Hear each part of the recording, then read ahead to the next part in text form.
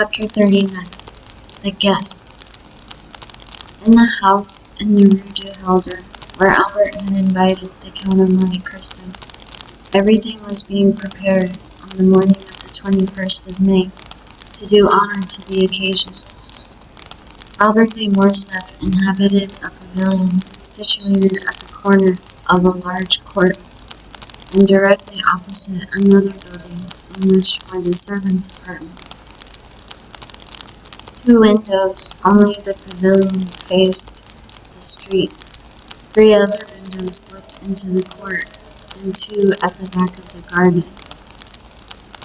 Between the court and the garden, built in the heavy style of the imperial architecture, was the large and fashionable dwelling of the Count and Countess de Morcerf.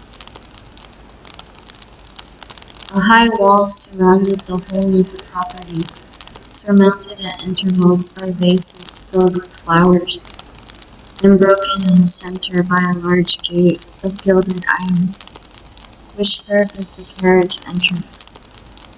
A small door close to the lodge of the concierge gave ingress and egress to the servants and masters when they were on foot. It was easy to discover that the delicate care of a mother unwilling to part from her son, and yet aware that a young man of the Viscount's age required the full exercise of his liberty, had chosen this habitation for Albert. They were not lacking, however, evidences of what we may call the intelligent egoism of a youth who is charmed with the indolent, careless life of an only son, and who lives, as it were, in a gilded cage. By means of the 2 windows looking into the street, Albert could see all that passed. The sight of what is going on is necessary to young men, who always want to see the world traverse their horizon, even if that horizon is only a public thoroughfare. Then, should anything appear to merit a more minute examination, Albert de Morcerf could follow up his researches by means of a small gate, similar to that close to the concierge's door, and which merits a particular description. It was a little entrance that seemed never to have been opened since the house was built, so entirely was it covered with dust and dirt. But the well-oiled hinges and locks told quite another story. This door was a mockery to the concierge, from whose vigilance and jurisdiction it was free, and, like that famous portal in the Arabian Nights opening at the Sesame of Alabama, it was wont to swing backwards at a cabalistic word, or a concerted tap from without from the sweetest voices or whitest fingers in the world. At the end of a long corridor, with which the door communicated, and which formed the antechamber, was, on the right, Albert's breakfast room, looking into the court, and on the left the salon, looking into the garden. Shrubs and creeping plants covered the windows, and hid from the garden and court these 2 apartments, the only rooms into which, as they were on the ground floor, the prying eyes of the curious could penetrate. On the floor above were similar rooms, with the addition of a 3rd, formed out of the antechamber. These 3 rooms were a salon, a boudoir, and a bedroom. The salon downstairs was only an Algerian divan for the use of smokers. The boudoir upstairs communicated with the bedchamber by an invisible door on the staircase. It was evident that every precaution had been taken. Above this floor was a large etuary, which had been increased in size by pulling down the partitions, a pandemonium, in which the artists and the dandies strove for preeminence. There were collected and piled up all Albert's successive caprices, hunting horns, vast viols, flutes, a whole orchestra. For Albert had not a taste but a fancy for music. Easels, palettes, brushes, pencils, for music had been succeeded by painting.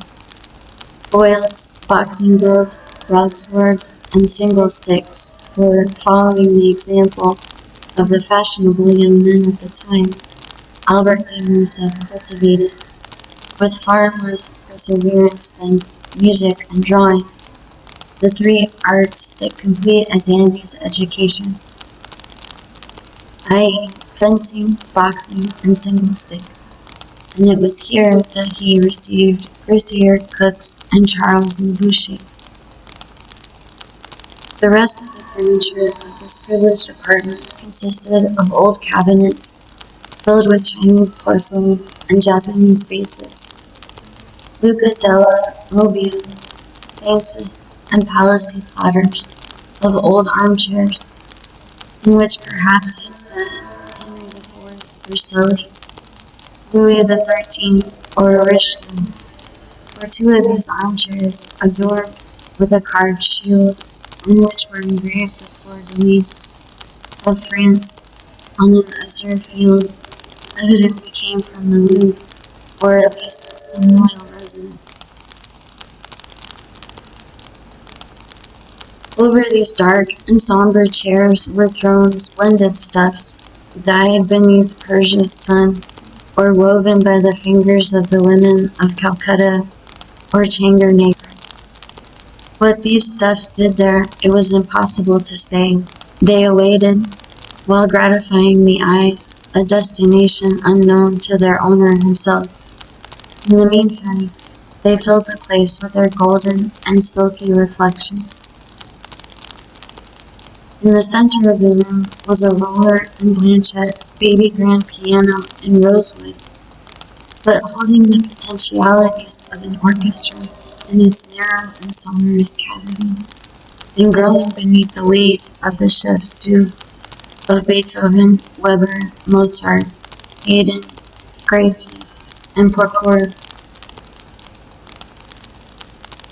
On the walls, over the doors, on the ceiling, were swords, daggers, melee creases, maces, battle axes, gilded, damasked, and inlaid suits of armor, dried plants, minerals, and stuffed birds, their flame-colored wings outspread in motionless flight, and their beaks forever open. This was Albert's favorite lounging place. However, the morning of the appointment, the young man had established himself in the small salon downstairs. There, on a table, surrounded at some distance by a large and luxurious divan, every species of tobacco known, from the yellow tobacco of Petersburg to the black of Sinai, and so on along the scale from Maryland and Puerto Rico to Latakia, was exposed in pots of crackled earthenware, of which the Dutch are so fond.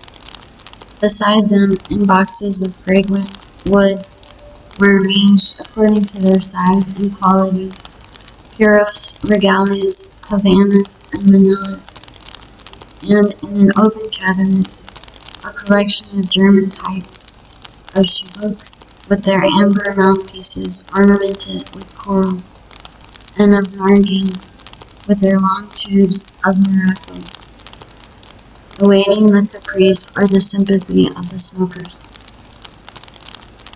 Albert had himself presided at the arrangement, or rather the symmetrical derangement, which after coffee, the guests at a breakfast of modern days love to contemplate through the vapor that escapes from their mouths and ascends in long and fanciful wreaths to the ceiling.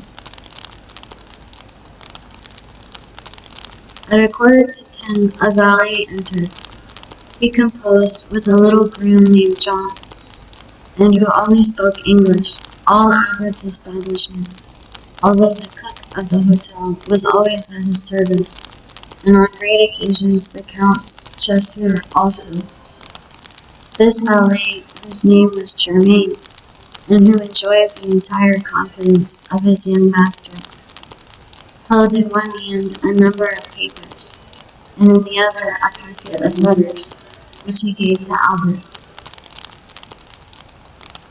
Albert glanced carelessly at the different missives, selected two written in a small and delicate hand, and enclosed in scented envelopes, opened them, and perused their contents with some attention. "How did these letters come?" said he. "One by the post Madame Danglars put in, left the other. Let Madame Danglars know that I accept the place she offers me in her box. Wait, then during the day tell Rosa that when I leave the opera I will sup with her as she wishes. Take her 6 bottles of different wine, Cyprus, sherry, and Malacca, and a barrel of Austin oysters. Get them at Burrell's, and be sure you say they are for me. At what o'clock, sir, do you breakfast? What time is it now? 9:45. Very well, at 10:30.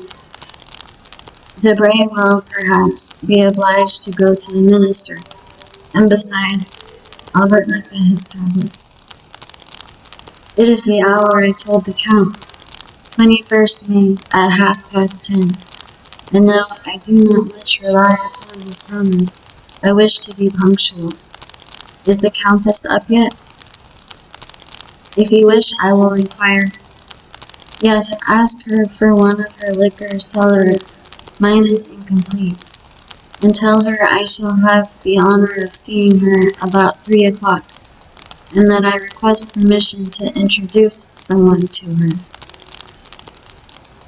The valet left the room.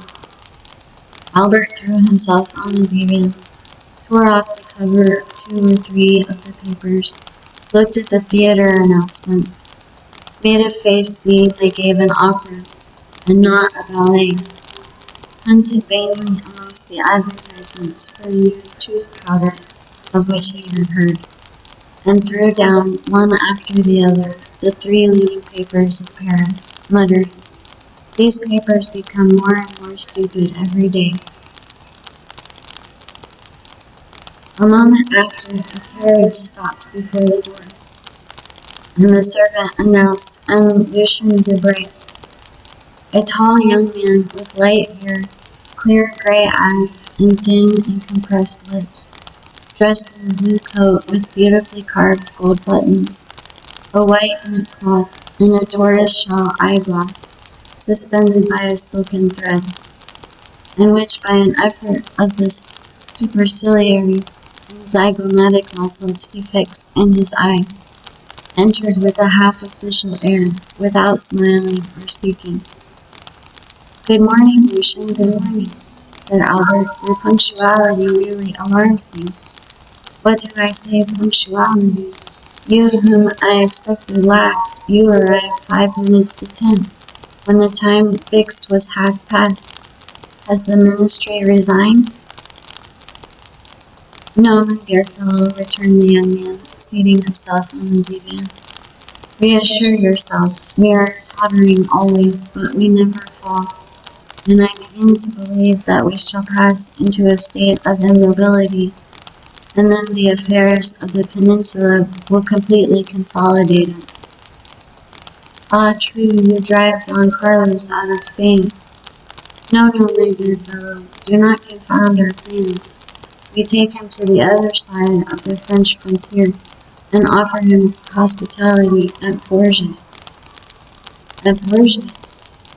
Yes, he has not much to complain of. Bourges is the capital of Charles VII. Do you not know that all Paris knew it yesterday, and the day before it had already transpired on the bourse, and Emma Danglars, I do not know by what means that man contrives to obtain intelligence as soon as we do, made 1,000,000. And you another order, for I see you have a blue ribbon at your buttonhole. Yes, they sent me the order of Charles III, returned Debray carelessly. Come, do not affect indifference glass, but confess you were pleased to have it. Oh, it is very well as finished to the toilet. It looks very neat on a black coat buttoned up, and makes you resemble the Prince of Wales or the Duke of Reichstadt. It is for that reason you see me so early, because you have the order of Charles III, and you wish to announce the good news to me? No, because I passed the night writing letters, 25 dispatches. I returned home at daybreak and strove to sleep, but my head ached and I got up to have a ride for an hour. At the Bois de Boulogne, ennui and hunger attacked me at once, two enemies who rarely accompany each other, and who are yet leagued against me, a sort of Carlo-Republican alliance. I then recollected you gave me your breakfast this morning, and here I am. I am hungry, feed me. I am bored, amuse me. It is my duty as your host, returned Albert, ringing the bell while Lucian turned over, with his gold-mounted cane, the papers that lay on the table. Germaine, a glass of sherry and a biscuit. In the meantime, my dear Lucian, there are cigars, contraband, of course. Try them, and persuade the minister to sell us such, instead of poisoning us with cabbage leaves. Peste, I will do nothing of the kind. The moment they come from government, you would find them execrable. Besides, that does not concern the home, but the financial department. Address yourself to M. Human, section of the indirect contributions, corridor A, number 26. On my word, said Albert, you astonish me by the extent of your knowledge. Take a cigar. Really, my dear Albert, replied Lucian, lighting a manila at a rose-colored taper that burnt in a beautifully enameled stand. How happy you are to have nothing to do. You do not know your own good fortune. And what would you do, my dear diplomatist? Replied Morcerf, with a slight degree of irony in his voice. If you did nothing? What, private secretary to a minister, plunged at once into European cabals and Parisian intrigues, having kings and, better still, queens to protect, parties to unite, elections to direct, making more use of your cabinet with your pen and your telegraph than Napoleon did on his battlefields with his sword and his victories, possessing 25,000 francs a year, besides your place a horse, for which Chateau Renaud offered you 400 louis, and which you would not part with, a tailor who never disappoints you, with the opera, the jockey club, and other diversions. Can you not amuse yourself? Well, I will amuse you. How? By introducing you to a new acquaintance. A man or a woman? A man. I know so many men already, but you do not know this man. Where does he come from? The end of the world? Farther still, perhaps. The deuce, I hope he does not bring our breakfast with him. Oh no, our breakfast comes from my father's kitchen. Are you hungry? Humiliating as such a confession is, I am. But I dined at M. de Villefort's, and lawyers always give you very bad dinners. You would think they felt some remorse. Did you ever remark that? Ah, depreciate other persons' dinners. You ministers give such splendid ones. Yes, but we do not invite people of fashion. If we were not forced to entertain a parcel of country beauties because they think and vote with us, we should never dream of dining at home, I assure you. Well, take another glass of sherry and another biscuit. Willingly. Your Spanish wine is excellent. You see, we were quite right to pacify that country. Yes, but Don Carlos? Well, Don Carlos will drink Bordeaux, and in 10 years we will marry his son to the little queen. You will then obtain the golden fleece, if you are still in the ministry. I think, Albert, you have adopted the system of feeding me on smoke this morning. Well, you must allow it is the best thing for the stomach. But I hear Beauchamp in the next room. You can dispute together, and that will pass away the time. About what? About the papers. My dear friend, said Lucian with an air of sovereign contempt, do I ever read the papers? Then you will dispute no more. And Beauchamp, announced the servant. Come in, said Albert, rising and advancing to meet the young man. Here is Debray, who detests you without reading you, so he says. He is quite right, returned Beauchamp, for I criticize him without knowing what he does. Good day, Commander. Ah, you know that already, said the private secretary, smiling and shaking hands with him. Pardieu. And what do they say of it in the world? In which world? We have so many worlds in the year of grace 1838. In the entire political world, of which you are one of the leaders. They say that it is quite fair, and that sowing so much red, you ought to reap a little blue. Come, that is not bad, said Lucian.